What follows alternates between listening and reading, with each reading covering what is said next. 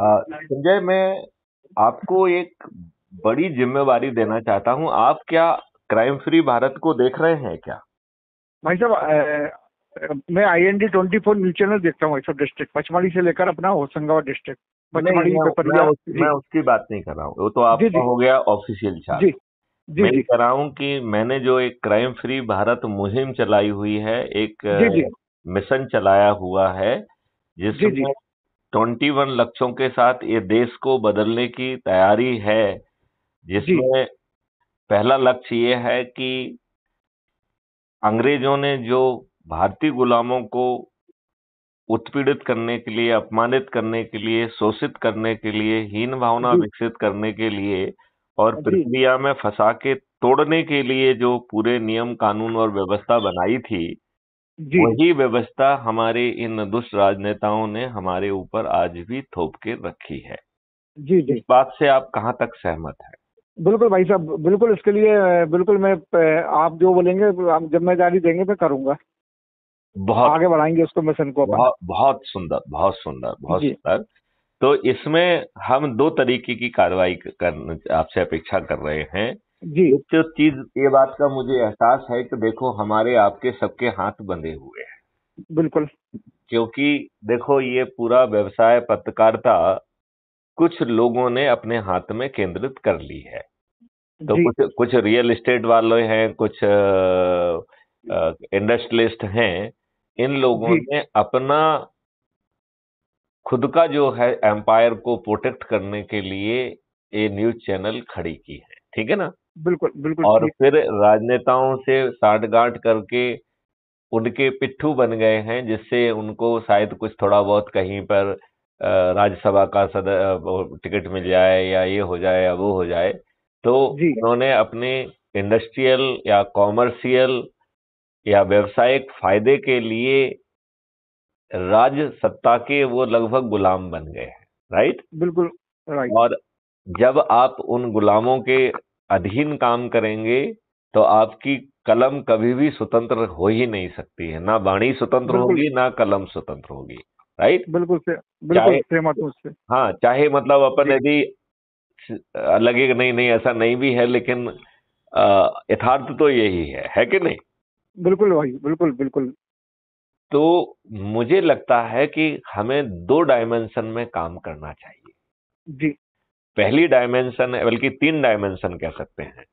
पहली जी पहली डायमेंशन हमें करना है, हमें एक संगठन खड़ा करना है। बिल्कुल और वो संगठन जरूरी नहीं है कि आज के जो पदाधिकारी हैं उनको ही लेके करें, बिल्कुल क्योंकि उनकी जो सोच है, आज के जो पदाधिकारी हैं, उनकी सोच गुलाम हो सकती है। वो बिल्कुल। किसी के उपकारों और एहसानों में दबे हो सकते हैं। जी उनके आंखों में कुछ लिहाज हो सकता है कि इतने सालों से हम इनकी गुलामी कर रहे हैं। तो जी वो सहसा जो है अपनी, जो कहते हैं कि गुलामी की चेन तोड़ के क्राइम फ्री भारत के 21 महापरिवर्तन के लक्ष्यों में उनको आना उनके लिए संभव नहीं है। राइट? बिल्कुल। तो राइट। मैं आपसे एक फेवर चाहता हूं कि आप बैठें, दो चार जी पांच और अच्छे लोगों को बिठाएं, और जी हम पत्रकारों का एक संगठन क्राइम फ्री भारत बिल्कुल पत्रकार विंग को खड़ा करना चाहते हैं। बिल्कुल। ठीक है सहमत ना? हूँ भाई साहब, बिल्कुल बिल्कुल। और ये हमें राष्ट्रीय स्तर से शुरू करना है। पहले जी प्रायोरिटी अपन मध्य प्रदेश को दे दें, और फिर जी हमें बाकी प्रदेशों में भी इसे खड़ा करना बिल्कुल। है। बहुत। इसके मैं लेवल बताऊं, तो जैसे जी राज्य लेवल हो गया, फिर डिवीजन लेवल हो गया, फिर जिला जी लेवल हो गया, फिर जी सब डिवीजन लेवल हो गया, फिर ब्लॉक लेवल हो गया, फिर जो जी। है टाउन ऐसे लेवल होता हो गया, जाएगा, हाँ बिल्कुल। थाना लेवल जी हो गया, और गांव लेवल हो गया। जी तो ऐसे 8 लेवल हैं इसके। राइट? जी। और राइट।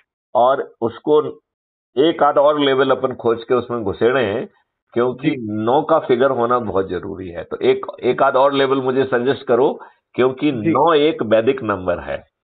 तो जी जी 8 से काम नहीं चलेगा, उसे 9 में ले जाना है, तो एक और सोच लेंगे, एक लेवल और कोई डालेंगे उसमें। ठीक है ना? बिल्कुल। तो राइट सर। तो ऐसे 9 लेवल पे हमें काम करना है। अब बिल्कुल। मध्य प्रदेश के इन 9 लेवल के लिए सबसे पहले तो आपके हिसाब से राज्य लेवल पे, राष्ट्र लेवल पे अपन थोड़ी देर से कर लेंगे, पहले जी मध्य प्रदेश की बात करें तो मध्य प्रदेश राज्य स्तर पर आप लोग चर्चा करके जो जी हमारे चिंतन से मैच खाने वाले व्यक्ति को हम जी राज्य प्रेसिडेंट घोषित करना चाहते हैं of the journalist wing, crime free Bharat की पत्रकार विंग के लिए। बिल्कुल। जी और ज्यादा लोगों को हम अकोमोडेट कर सकें, इसलिए प्रेसिडेंट के नीचे यदि वो चाहे तो 5 जो है वाइस प्रेसिडेंट हो सकते हैं और 10 जो है वो असिस्टेंट वाइस प्रेसिडेंट हो सकते हैं और जी 21 की कार्यकारिणी समिति हो सकती है, राइट। जी तो जी राइट सर। जब हम छोटे हैं तो एक प्रेसिडेंट हो गया, एक वाइस प्रेसिडेंट हो गया, एक असिस्टेंट वाइस प्रेसिडेंट हो गया और जी 11 लोगों की समिति हो गई, राइट।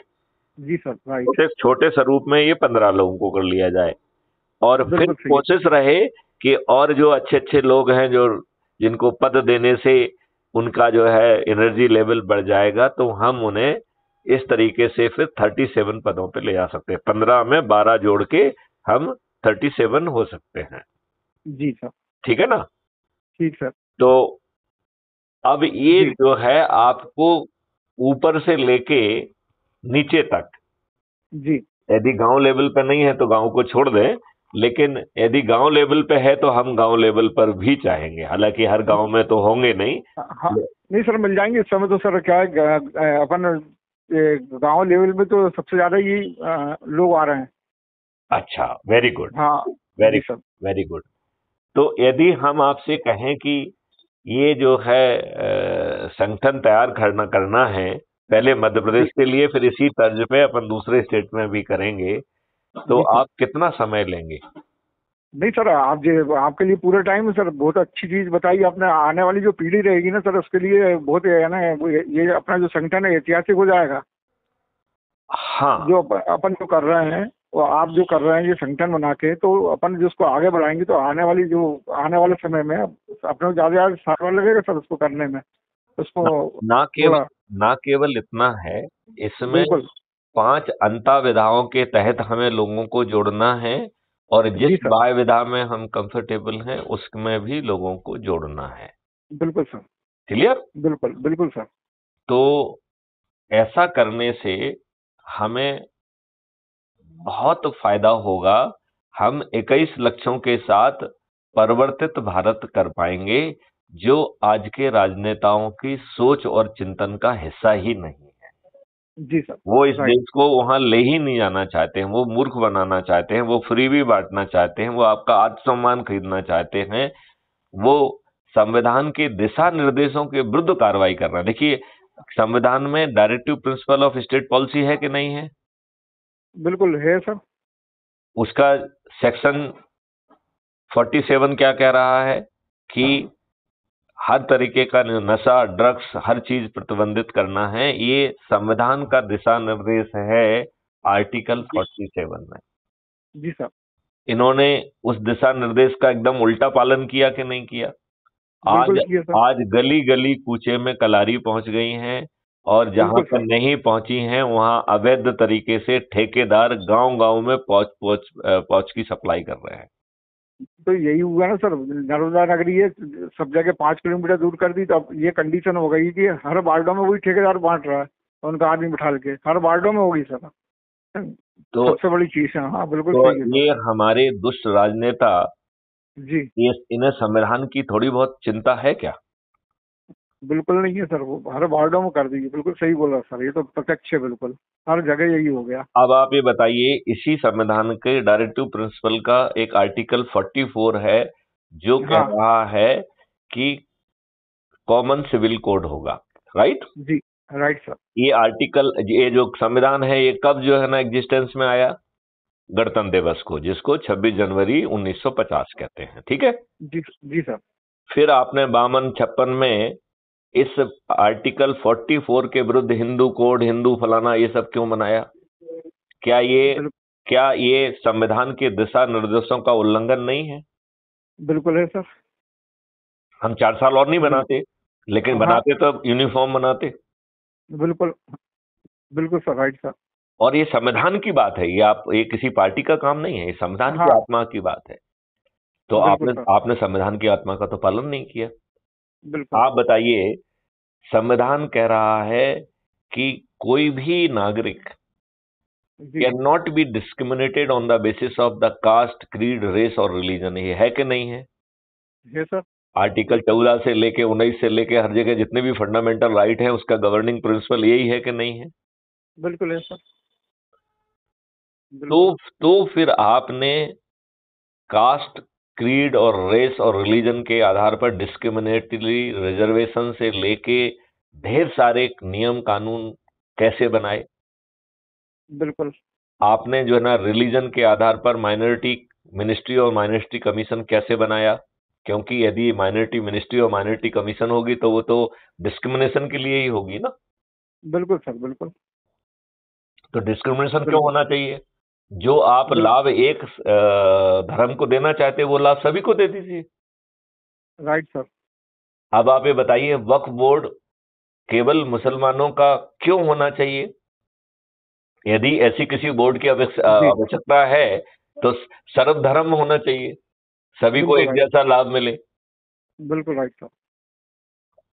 तो जो डिस्क्रिमिनेशन किया जा रहा है ये संविधान की भावना के विपरीत है कि नहीं है? बिल्कुल राइट सर।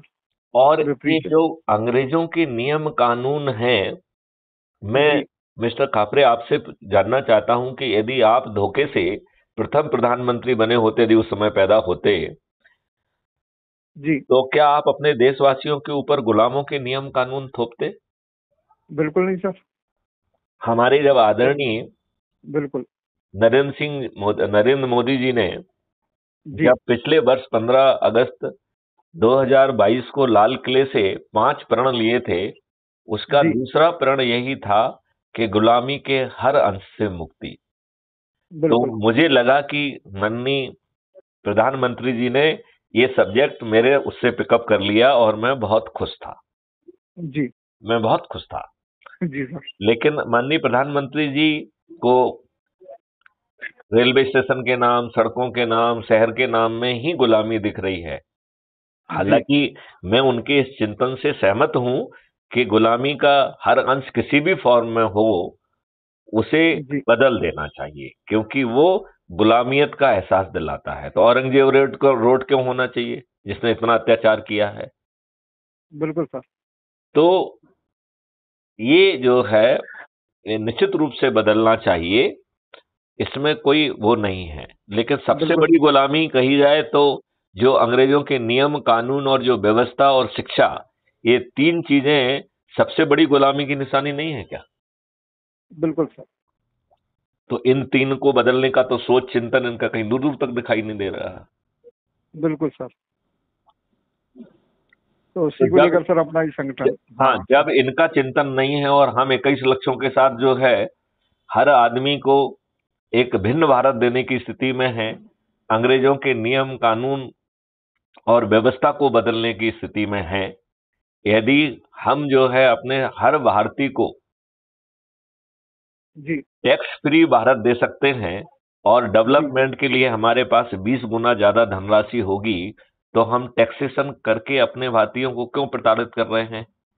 बिल्कुल राइट। क्या मेरी सोच ये है कि सीबीआई, ईडी और इनकम टैक्स से अपने अपोनेंट के जब तक हम हाथ नहीं मरोड़ेंगे, तो यदि टैक्स फ्री कर देंगे तो फिर तो ये सब लोग फ्री हो जाएंगे।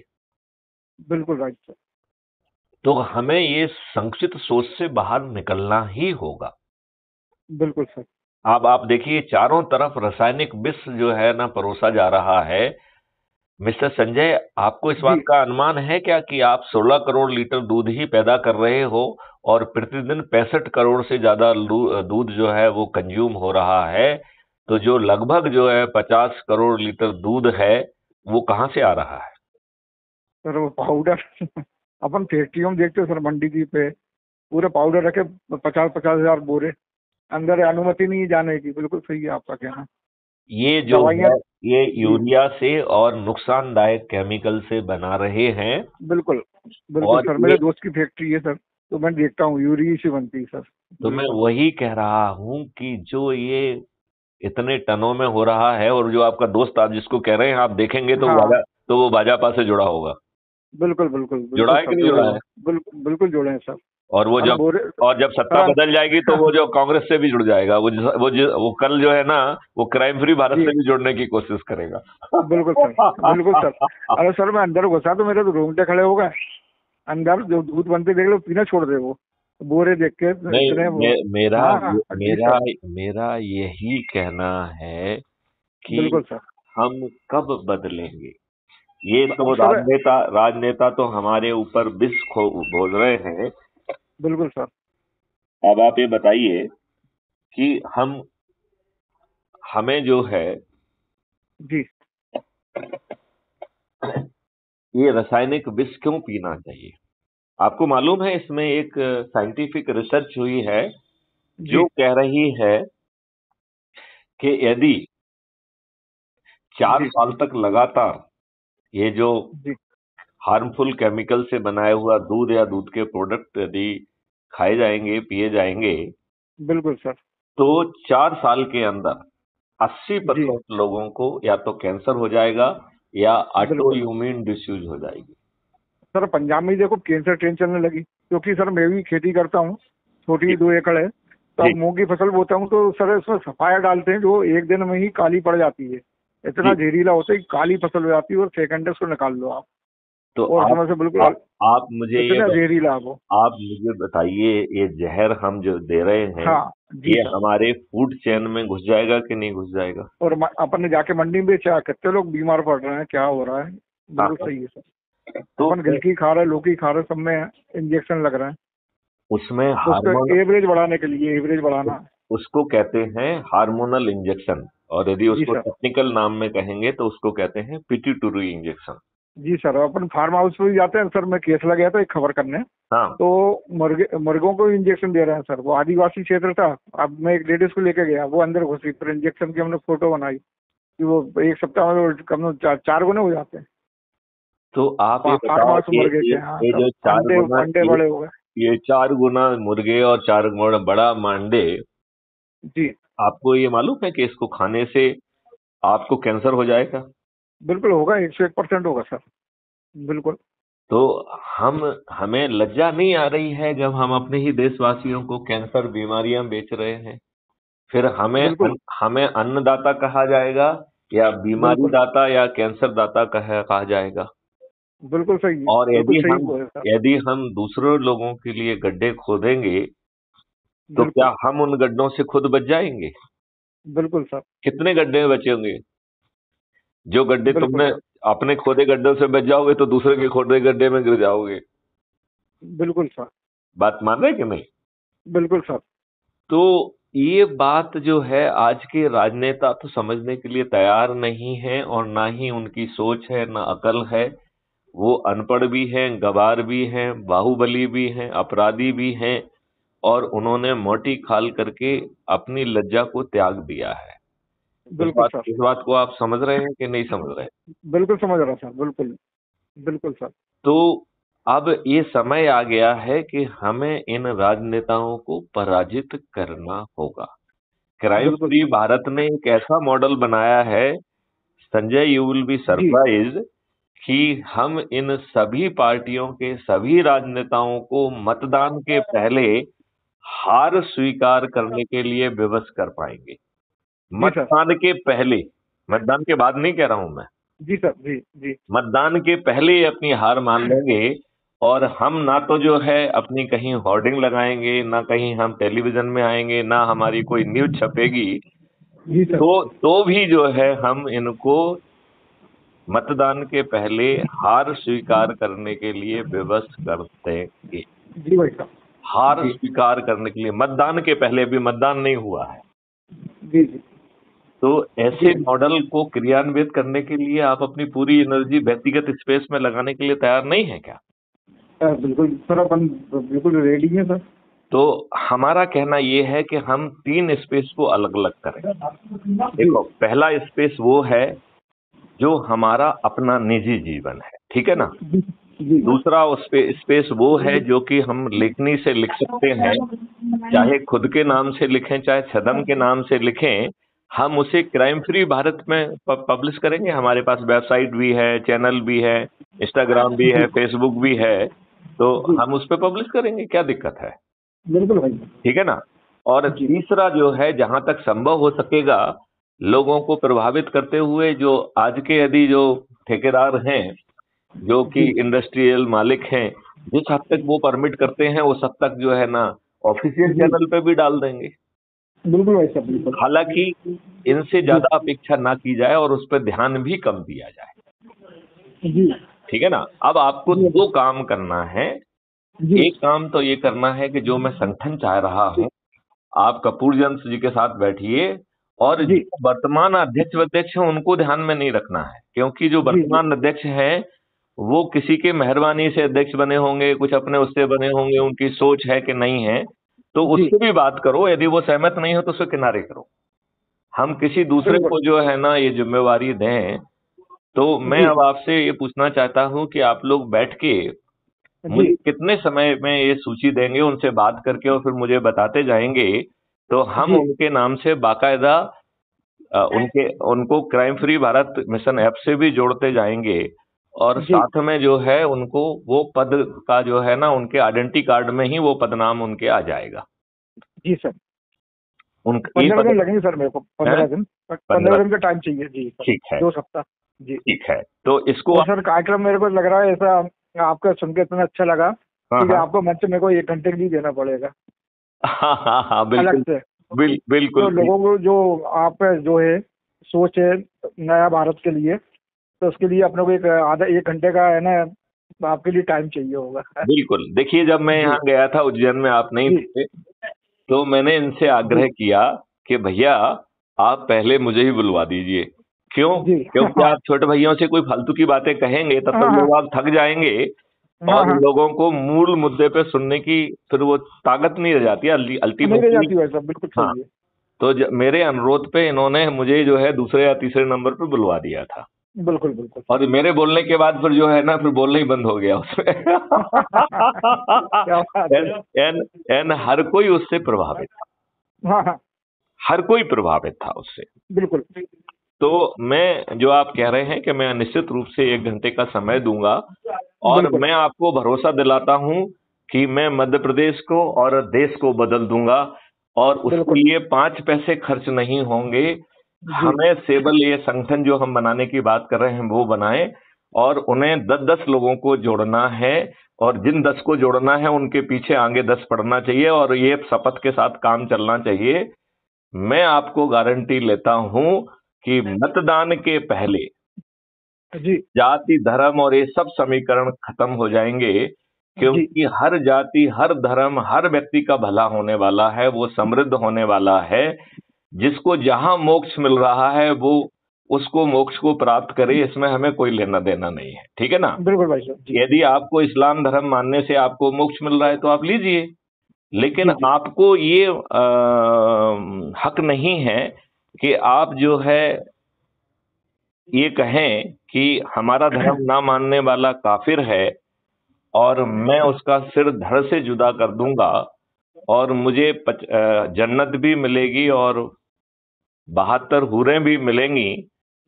ये बकवास आर्टिकल 25 का जो राइट टू रिलीजन है उसका शुद्ध उल्लंघन है कि नहीं है? बिल्कुल है भाई साहब। क्योंकि आपको आर्टिकल 25 दो अधिकार दे रहा है। क्या दे रहा है? कि जिस धर्म को आपकी कॉन्शियंस कहती है उसे आप मान सकते हैं, राइट। और वो आपको दूसरा अधिकार दे रहा है कि उसका आप प्रचार भी कर सकते हो।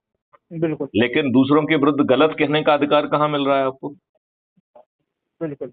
आपको ये अधिकार कहाँ मिल रहा है कि हिंदुस्तान में रहना है तो जय श्री राम कहना होगा?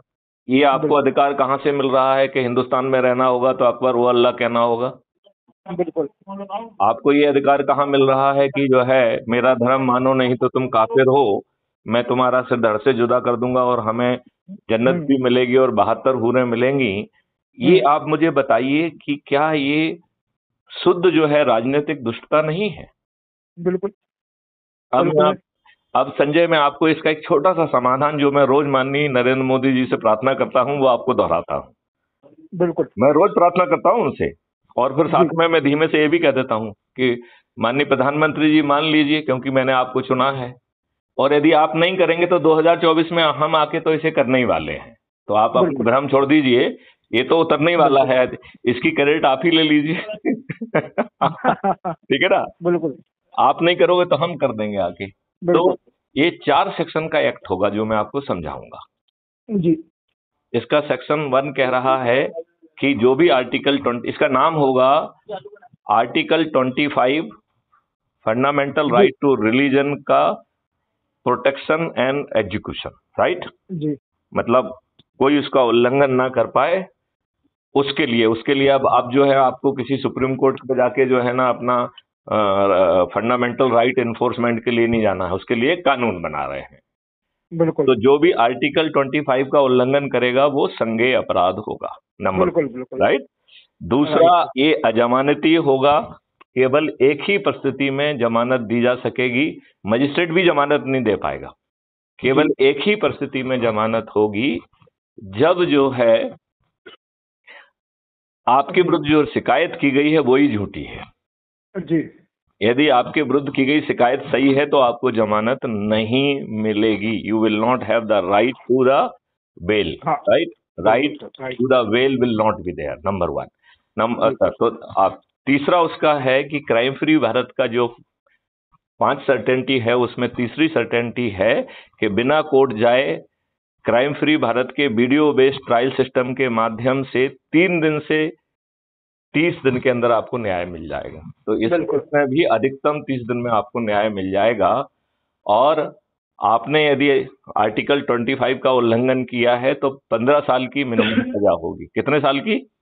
15 साल की मिनिमम। 15 साल मिनिमम। और आपकी संपत्ति जब्त कर ली जाएगी, राइट सर, पूरी, बिल्कुल एक भी चीज नहीं छोड़ी जाएगी। बिल्कुल सर। और यदि कोई संस्था आपके पीछे खड़ी हुई है तो उस संस्था की पूरी संपत्ति उसको अवैधानिक घोषित कर दिया जाएगा और उसकी सारी संपत्ति जब्त कर ली जाएगी। अब मुझे बताओ, क्या भारत में किसी की औकात होगी दंगा फसाद करने की? आपको मुझे एक व्यक्ति बता दो है जिसकी औकात हो कि वो दंगा फसाद करे। नहीं, आप जरा सोच के बताइए, आप पत्रकारिता से जुड़े हुए हैं, आपने जगह जगह पे आप जाते हैं, देखते हैं। आप बताओ, यदि ये 4 सेक्शन का नियम बना दें तो किसी की औकात है कि वो देश की फिजा खराब करे, देश में गड़बड़ करे, धार्मिक उन्माद फैलाए? ये किसी की औकात होगी क्या? हेलो संजय, मेरी आवाज पहुंच रही है आप तक? हेलो संजय, आवाज पहुंच रही है?